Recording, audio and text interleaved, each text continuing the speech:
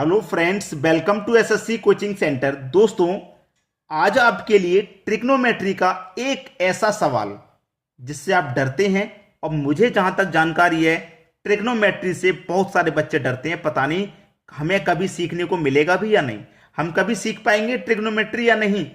भाई देखिए, यहां पे मैं लिख रहा हूं क्या, जादुई ट्रिक लिख रहा हूं। जादुई ट्रिक का मतलब है कि आज आपको वो चीज सीखने को मिल गई जिसकी आपको जरूरत थी, वो चीज आपको मिल गई। आप 3 cos 80 degree into cosec 10 degree plus 2 cos 59 degree into cosec 31 degree. मैं आपको जो ट्रिक बताने वाला हूं पहले ही लिख दिया है, जादुई ट्रिक है। जादुई ट्रिक में करना क्या है, a plus B equal to 90 degree करना है। आंसर आ गया, ठीक है। a plus B equal to 90 degree, बात खत्म, प्रश्न खत्म। ठीक है, चलिए ये क्या है, मेरे पास 3 है तो मैं 3 लिख लूंगा क्योंकि 3 मल्टीप्लाई में है ना, इसलिए मैंने 3 लिख लिया। अब देखो, cos 80 कोसेक 10, 80 और 10 कितना हो गया, 90। 80 और 10 कितना हो गया, 90 हो गया। और मैंने 2 को जोड़ के 90 ही तो बताया है, और 90 का मान कितना होता है भैया, 1 होता है कि नहीं। 80 और 10 कितना, 90 हो गया। और जब मेरा 2 को जोड़ के a प्लस बी दोनों को जोड़ के 90 हो गया तो उसका मान कितना होता है, 1 होता है। तो ये इंटू में ही तो है, तो इंटू में 1 लिख लो। अब यहां प्लस का साइन है तो प्लस ले लूंगा। अब यहां पे मल्टीप्लाई में 2 भी तो है तो पहले 2 ही ले लो, चलो इंटू बाद में मल्टीप्लाई ले लो। 59 और 31 दोनों को जोड़ू कितना होगा, पहले 1 जोड़ देता हूं इसमें, 60, 30 बचा 90। ये भी कितना हो गया, जोड़ के दोनों को 90, और दोनों को जोड़ के जब 90 हो जाए तो उसका मान 1 हो जाता है। 1 हो गया। 3 का मल्टीप्लाई 1 से करूंगा तो 3 ही रहेगा।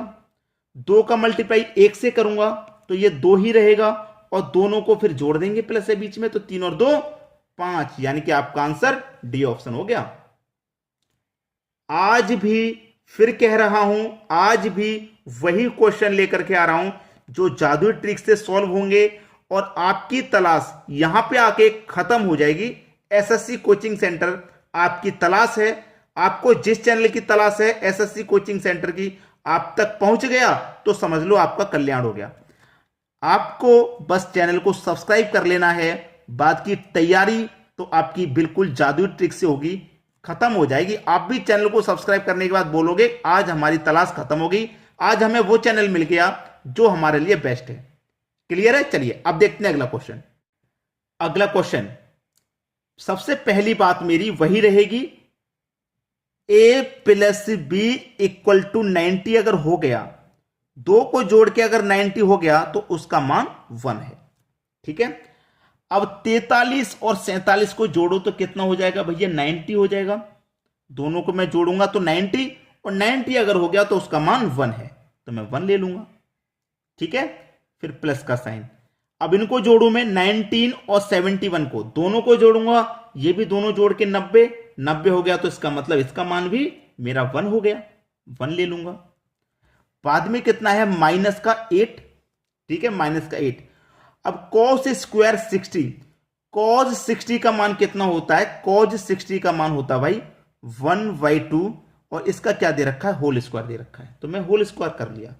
ठीक है, चलिए 1 प्लस 1 कितना हो जाएगा, 2, माइनस का 8, 1 का स्क्वायर करूंगा तो 1 रहेगा, 2 का स्क्वायर करूंगा तो 4 रहेगा, मल्टीप्लाई में है ये।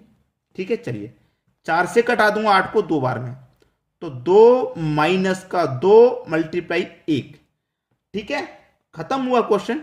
2 का मल्टीप्लाई 1 से करो तो 2 ही रहेगा, माइनस में ये 2 है, प्लस का 2 माइनस का 2 कट जाएगा तो क्या बचेगा, 0। आंसर पहला वाला सही हो गया, 0 हो गया इसका आंसर। क्लियर है सभी को, समझ में आ रहा है।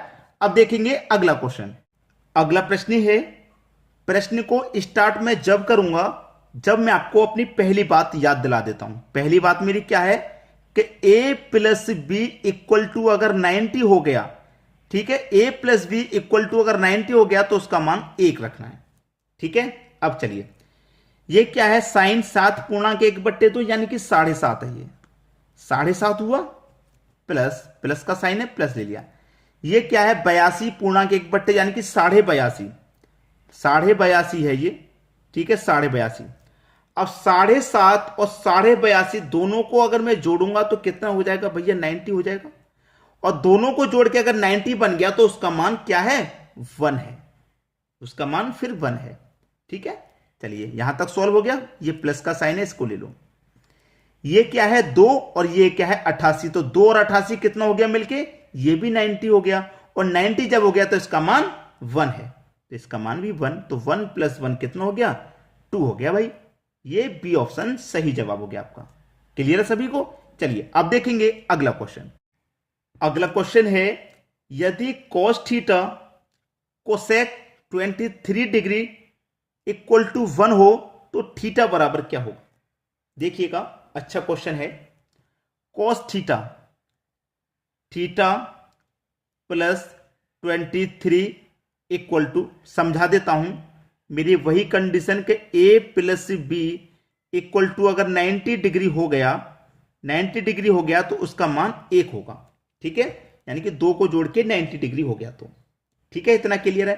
अब मैं यहां पे क्या कर रहा हूं, दोनों को जोड़ रहा हूं, कॉस और कोसेक को दोनों को जोड़ रहा हूं, दोनों को जोड़ा, थीटा और 23 दोनों को जोड़ा, दोनों को जोड़ के मेरा कितना होना चाहिए, 90 डिग्री होना चाहिए।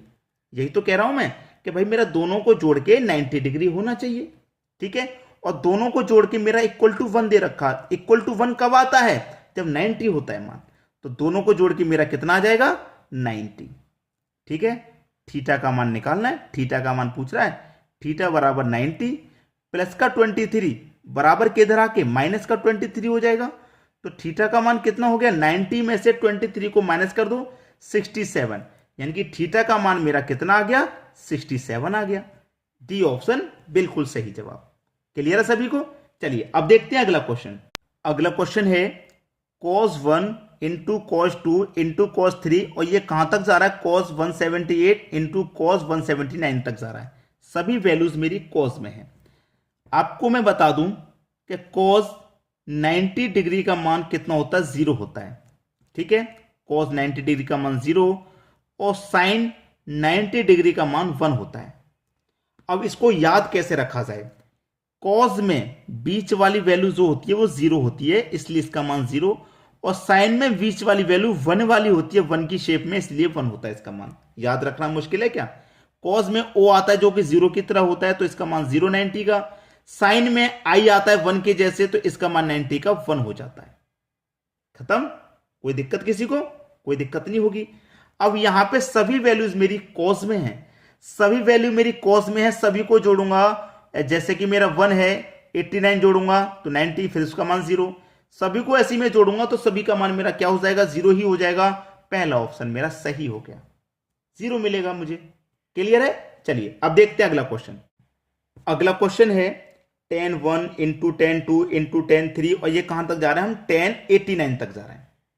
ठीक है, समझिएगा बात को। a plus v equal to 90 हो गया, 2 को जोड़ के 90 बन गया, तो समझ लो उसका मान 1 है। अब देखो यहां पे मेरा 1 है tan 1, यहां पे मेरा क्या है tan 89। 1 और 89 को अगर मैं जोड़ूंगा तो कितना हो जाएगा भैया, 90 हो जाएगा। दोनों को जोड़ के कितना हो जाएगा, 90, और 90 हो गया तो समझो उसका मान 1 है। ठीक है, 1 है, सभी मल्टीप्लाई में, सभी वैल्यू, ये भी मल्टीप्लाई में।